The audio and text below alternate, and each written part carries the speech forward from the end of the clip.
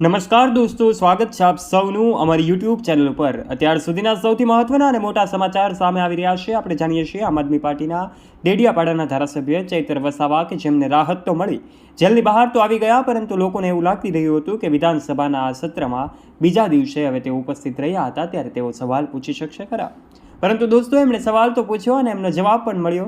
આખરે શું છે વાસ્તવિકતા, એ તો આજના વિડીયોના અંત સુધીમાં તમને ખબર પડી જશે કે ચૈતર વસાવાએ કયો સવાલ પૂછ્યો હતો અને એમનો જવાબ શું મળ્યો હતો।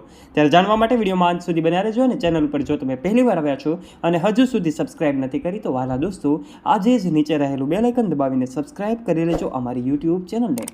સૌથી પહેલા વાત કરી દઈએ આમ આદમી પાર્ટીના ડેડિયાપાડાના ધારાસભ્ય ચૈતર વસાવા છેલ્લા 2 મહિનાથી ચર્ચામાં છે।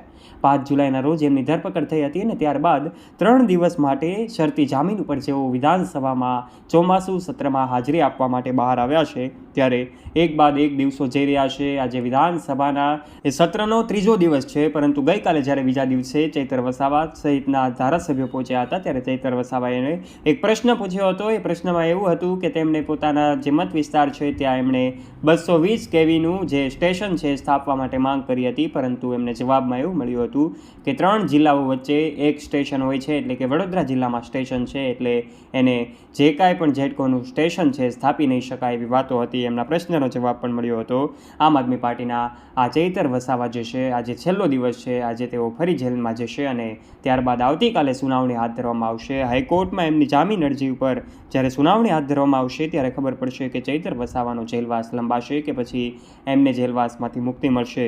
સૌ લોકો ખૂબ આતુરતાથી રાહ જોઈ રહ્યા છે કે હવે આગળ શું થશે, પરંતુ આવતીકાલે જ એમની વાતો સચ્ચાઈ ખબર પડી શકે છે। પરંતુ હાલ પૂરતા સમાચારને અહીંયા જ વિરામ આપીએ છીએ। આપ આ વિશે શું કહેવા માંગો છો?